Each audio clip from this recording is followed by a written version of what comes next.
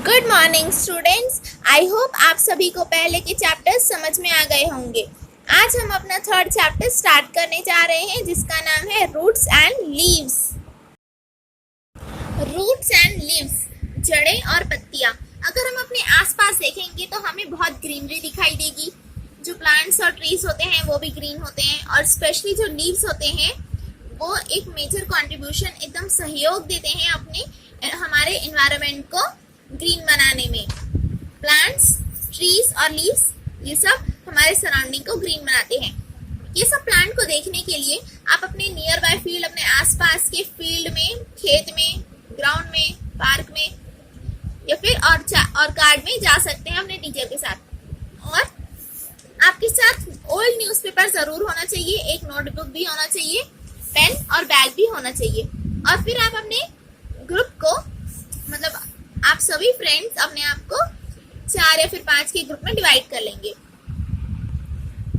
फिर आप लोग ऑब्जर्व करेंगे, देखेंगे कि सभी प्लांट्स और ट्रीज में लीव्स किस तरह अरेंज है। और ये भी ऑब्जर्व करेंगे कि जो लीव्स है अलग अलग प्लांट्स में वो एक ही ऑर्डर में ग्रो हो रही है या फिर अलग अलग। जैसे कि इस प्लांट में इस तरफ, फिर इस तरफ, फिर इस तरफ, फिर इस तरफ, इस प्लांट में एक पेयर में और इस प्लांट में एक सर्कुलर बंच में।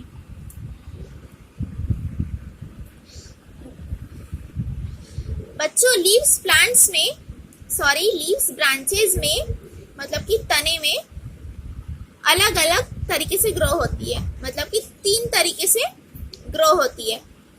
कुछ प्लांट्स में आप लोग देखेंगे कि सिर्फ एक पत्ता है एक जगह, और इस टाइप को हम क्या कहते हैं, सिंगल लीफ या फिर ऑल्टरनेट अरेंजमेंट। ये है, इस तरफ यहाँ पर एक पत्ता, फिर ऊपर एक पत्ता, फिर ऊपर एक पत्ता, तो इसे सिंगल लीफ या फिर ऑल्टरनेटिव अरेंजमेंट कहते हैं। जैसे बच्चों, आपने मनी प्लांट, सेमी पत्ता, इन सब में भी देखा होगा ऐसे ग्रोथ को। कुछ प्लांट्स में लीव्स जो होते हैं वो पेयर में होते हैं, और इस टाइप के अरेंजमेंट को हम कहते हैं पेयर्ड अरेंजमेंट या फिर अपोजिट ऑर्डर। बच्चों, आपने इमली का पत्ता तो देखा ही होगा, तो इमली के पत्ते में इस तरह के अरेंजमेंट होते हैं। क्या कहते हैं इस अरेंजमेंट को? पेयर्ड लीव्स या फिर अपोजिट अरेंजमेंट। और इसी तरह और भी बहुत सारे फ्यू प्लांट्स, मतलब और भी अलग अलग प्लांट्स होते हैं जिसमें जो लीव्स होते हैं वो एक बंच में ग्रो होते हैं और एक ही प्लेस में ग्रो होते हैं, और इसे क्या कहते हैं हम? बंच या फिर असेंबलेज, सर्कुलर अरेंजमेंट कहते हैं इसे। अब सभी बच्चे अलग अलग काइंड्स के, अलग अलग तरीके के लीव्स को कलेक्ट करेंगे जो कि टेंडर ब्रांचेस से कनेक्टेड होगा, मतलब छोटे छोटे ब्रांचेस से कनेक्ट होगा।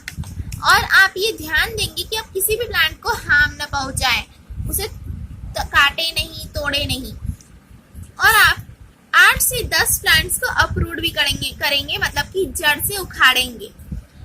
और ये भी आप लोग ध्यान देंगे कि आप लोग अपरूट सिर्फ उन्हीं वाइल्ड प्लांट्स को करेंगे, सिर्फ वाइल्ड प्लांट्स को करेंगे। जो प्लांट्स हमें यूजफुल है, हमारे लिए काम आएंगे, आप उनको हार्म नहीं पहुंचाएंगे, नुकसान नहीं पहुंचाएंगे।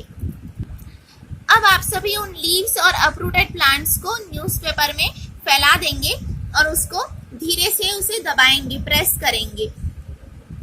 और अब आप उस प्लांट का नाम लिखेंगे जहां से आप लीफ को लिए हैं, और इसी तरह आप उन प्लांट्स का नाम लिखेंगे जिन्हें आपने अपरूट किया है, मतलब कि जड़ से उखाड़ा है। अगर आप लोग उन प्लांट्स से फैमिलियर नहीं है, जानते नहीं है, तो आप अपने टीचर से, फिर गार्डनर से, फार्मर मतलब किसान से, किसी से भी नॉलेजेबल पर्सन से पूछ सकते हैं। अगर फिर भी आपको पता नहीं चल पा रहा है तो आप उन्हें ABCD का नाम दे सकते हैं। अब बच्चों, क्लास आने के बाद सभी जो ग्रुप के बच्चे हैं वो एक सर्कल में बैठ जाएंगे, और सभी बच्चे जो प्लांट्स वो उखाड़े थे उनके रूट्स को ऑब्जर्व करेंगे, देखेंगे और अपने नोटबुक में उसी का डायग्राम बनाएंगे। वैसे रूट्स 2 तरह के होते हैं, टैप रूट्स और फाइब्रस रूट्स। क्या ये दोनों रूट्स सेम दिख रहे हैं, या फिर क्या सभी प्लांट्स जो आपने उखाड़े थे उन सभी प्लांट्स के रूट्स सिमिलर थे? अगर नहीं तो फिर वो 2 चीज में कैटेगराइज होंगे, या फिर वो टैप रूट होंगे या फिर वो फाइब्रस रूट होंगे। आप लोगों ने क्या डिफरेंस नोटिस किया होगा? जो दोनों काइंड ऑफ रूट थे उसमें दोनों तरह के रूट में आपने क्या डिफरेंस नोटिस किया, क्या चीज अलग थी? तो जो टैप रूट होता है उसमें एक प्राइमरी रूट होता है और उससे बाकी रूट्स निकलते हैं, मतलब एक सिंगल रूट होता है, उससे बाकी रूट जनरेट होते हैं, निकलते हैं, ग्रो होते हैं। और जो फाइब्रस रूट होता है वो एकदम घना होता है, वो खुद से ही फैला होता है। ये बहुत डीप जा सकता है अर्थ में और ये ज्यादा डीप नहीं जा सकता है। बच्चों अब हम कंपेयर करेंगे, आप पिक्चर देखेंगे और बताएंगे कि जो प्लांट्स आपने उखाड़े थे, अपरूट किए थे, वो किस कैटेगरी में आते हैं। यहाँ पर आप प्लांट्स के नाम लिखेंगे, यहाँ पर आप लिखेंगे या फिर टिक मार्क लगाएंगे कि वो टैप रूट था तो यहाँ टिक मार्क लगाएंगे, यहाँ फाइब्रस रूट था तो फिर यहाँ टिक मार्क लगा देंगे। बच्चों अब हम वेन अरेंजमेंट इन लीव्स देखेंगे। वेन मतलब नस। अब हम लीव्स के बारे में एक दूसरा इंटरेस्टिंग फैक्ट देखेंगे। आप सभी केयरफुली लीव्स को देखेंगे, दोनों साइड, लीव्स के दोनों साइड को देखेंगे और आपको क्या दिखेगा, उसमें धागे की तरह नस दिखेगी लीव्स में। बच्चों क्या ये वेन्स पूरे लीफ में दिखती है? हाँ, ये पूरे लीफ में दिखती है। जो वेन्स का जो अरेंजमेंट होता है लीफ में, उन्हें हम वेन अरेंजमेंट या फिर वेनेशन कहते हैं। ये जो पिक्चर दी गई है इसमें आप ऑब्जर्व कीजिए, देखिए कि वेन्स को किस तरह अरेंज किया गया है, लीफ में किस तरह अरेंज्ड है। तो बच्चों वेन अरेंजमेंट भी दो प्रकार का होता है, पैरेलल वेन अरेंजमेंट या फिर पैरेलल वेनेशन, इसे दोनों कहा जाता है।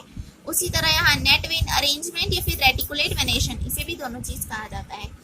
पैरेलल वेन अरेंजमेंट हम नाम से ही समझ जाएंगे। वैसे आप जानते हैं पैरेलल लाइंस क्या होता है? इस तरह की जो लाइन होती है जो एक दूसरे को टच नहीं करती, उसे हम parallel when arrangement parallel lines कहते हैं। और पैरेलल वेन देखते हैं यहाँ पर, इस तरह देखिए, यहाँ पर लाइन ऐसे जा रही है, अलग जा रही है और इधर अलग जा रही है, इसलिए इसे पैरेलल वेन अरेंजमेंट कहा जाता है। पर नीम का पत्ता तो देखा ही होगा, उसमें भी पैरेलल वेन अरेंजमेंट होता है। अब हम नेट वेन अरेंजमेंट देखते हैं।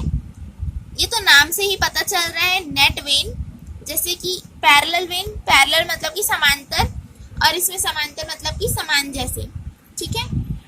वैसे ही इसमें नेट वेन, नेट मतलब हम जाल जानते हैं, जाल इस तरह, वैसे ही इसमें जालदार वेन होता है, जैसे कि इस तरह का भी वेन होता है, यहाँ से यहाँ आया, कहीं से भी वो लाइंस बन जाती है, उसे हम नेट वेन अरेंजमेंट कहते हैं। जैसे कि पीपल की जो पत्ती होती है, आप उन्हें अगर देखेंगे, आप अगर वो सुखाएंगे उसे और उसका ग्रीन का ऊपर जो कोटिंग होता है वो अगर हट जाएगा तो आप देखेंगे कि उसमें जालदार मतलब जाल है, एक जाल बना हुआ है, तो उसी को हम नेट वेन अरेंजमेंट या फिर रेटिकुलेट वेनेशन कहते हैं।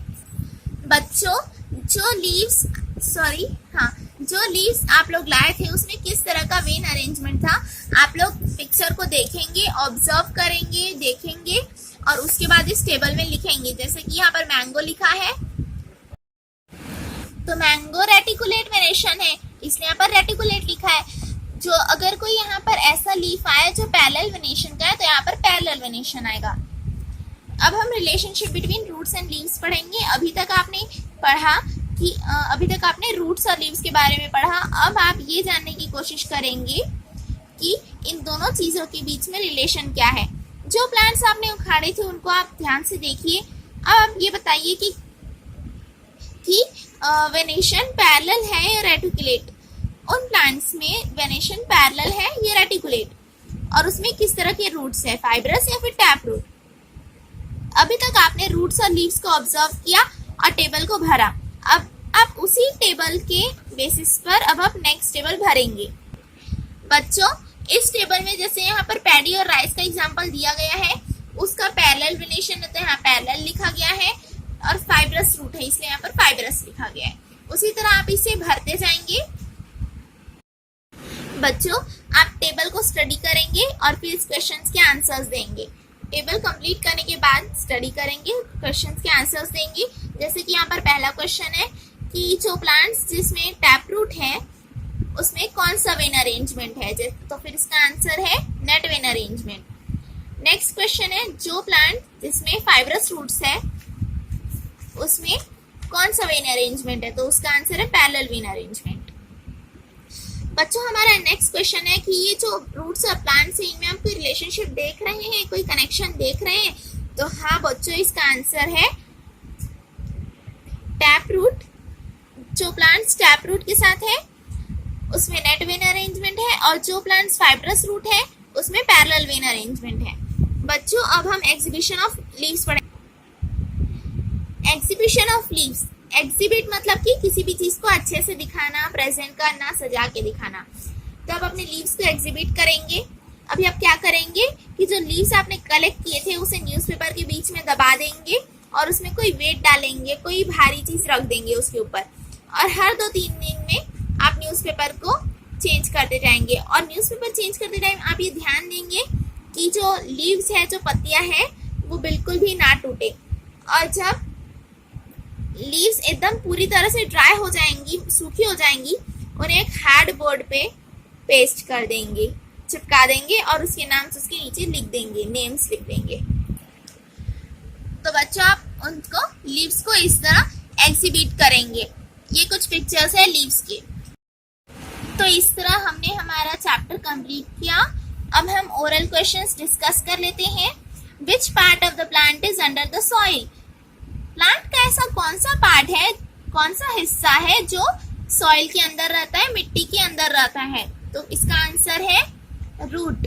आप लोग इसे सेंटेंस के साथ लिखेंगे कि the root part of the plant is under the soil. अब सेकेंड क्वेश्चन है, in which part of the plant are the veins found? Plant का ऐसा कौन सा पार्ट है जहां वेन्स होता है? तो इसका आंसर क्या होगा बच्चों? Veins are found in the leaves part of the plant. इसका आंसर है leaves। बच्चों आप इसको पूरा लिखेंगे। कैसे लिखेंगे? Veins are found in the leaves part of the plant. Thank you students. Stay safe and healthy.